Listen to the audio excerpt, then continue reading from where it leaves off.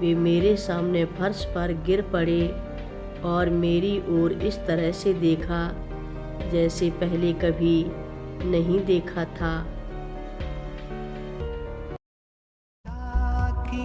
सलिल चंदन चर्चिताय नंदीश्वर प्रमथनाथ महेश्वराय मंदार पुष्प बहु पुष्प सुपूजिताय तस्मै मकाराय नमः शिवाय। रक्षा सूत्र चैनल पर सभी भक्तों का स्वागत है। हम सभी भक्तों को महान संत नीप करोरी बाबा जी महाराज की अद्भुत पावन कथाएं सुनाने जा रहे हैं। कृपया सभी भक्त ध्यान से सुने। आज की कथा यह मुकुंदा की है। मुकुंदा महाराज जी के साथ अपनी पहली मुलाकात का वर्णन करते हैं, क्योंकि उनके घर के आसपास बहुत भीड़ थी। मुझे भी जिज्ञासा हुई और मैं अंदर चला गया और वहाँ मैंने देखा कि एक अधेड़ उम्र का थोड़ा भारी शरीर वाला कुछ साधु जैसे कपड़े पहने हुए एक व्यक्ति छोटे से तख्त पर बैठा है। वास्तव में उनकी धोती थोड़ी ऊपर उठी हुई थी। वे अंतहा वस्त्र पहने हुए थे और एक साधारण सा काला और सफ़ेद 4 खाने वाला कम्बल ओढ़े हुए थे। उनकी छोटी छोटी दाढ़ी थी। उनका सिर थोड़ा सा गंजा था और वे एक खोए हुए से और पागल व्यक्ति की तरह दिखाई दे रहे थे। वे भक्तों से घिरे हुए थे।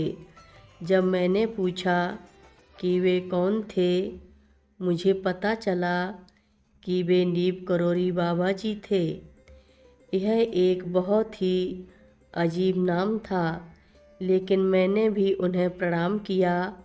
मैं कुछ समय के लिए वहाँ बैठा और इस पूरी बैठक के दौरान वह छोटे छोटे वाक्यों में बहुत हल्के और बहुत धीरे से बोल रहे थे और वे एक तरह से मुस्करा रहे थे। मैं उनके चेहरे को देख रहा था। यह मेरे दिल को बहुत भाया। फिर मैं उठा और वहाँ से चल दिया और उसी वर्ष हमारे प्रभु बाबा नीप करोरी महाराज ने मेरी होने वाली पत्नी को भी वास्तव में जाकर दर्शन दिए, जैसा कि मुझे बाद में पता चला।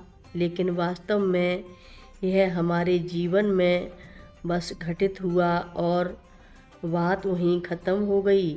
इसके बारे में वास्तव में महत्वपूर्ण कुछ भी नहीं था।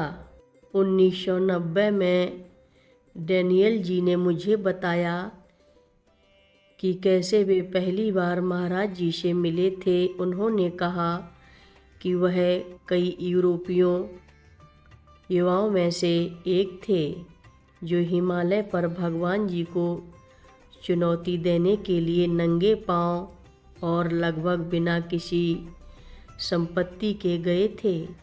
उन्होंने कहा कि वे एक पहाड़ी पगडंडी पर अकेले चल रहे थे जब उन्होंने उसी सड़क पर सफ़ेद कपड़े पहने लोगों के एक समूह को दूर से आते देखा।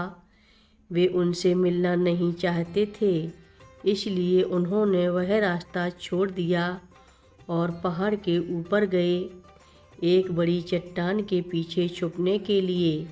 जब वह महसूस उनसे काफ़ी नीचे से गुजरा था, तब वे उनको ऊपर से झांक कर देख रहे थे।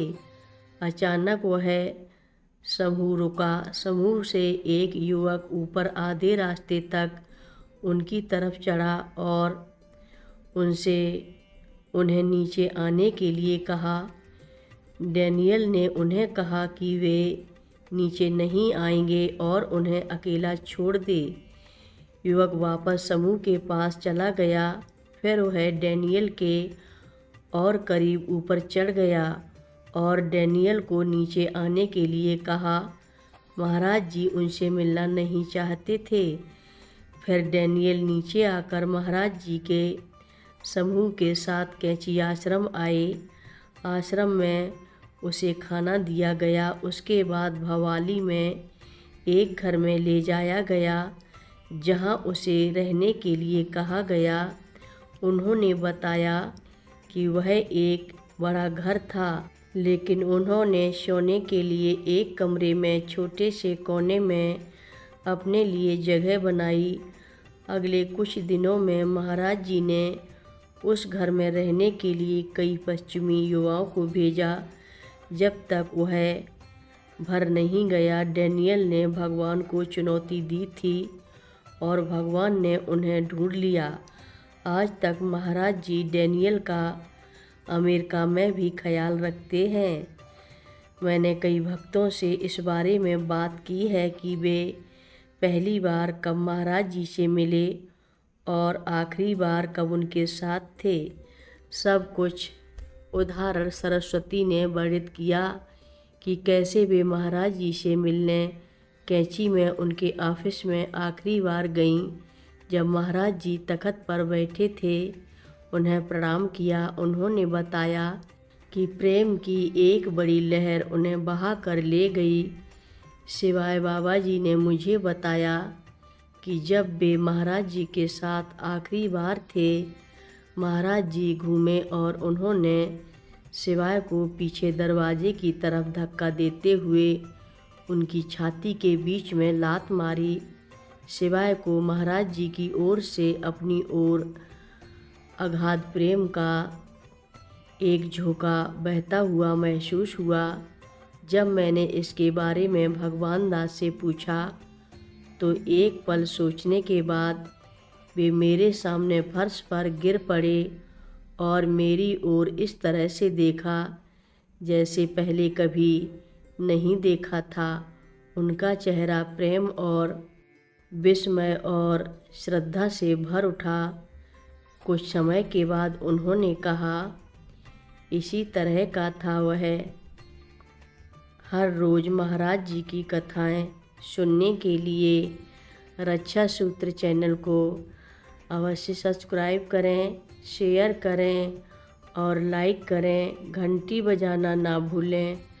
कमेंट बॉक्स में लिख भेजें, जय नीप करोरी बाबा जी महाराज। बोलो नीप करोरी बाबा जी महाराज की जय बोलो।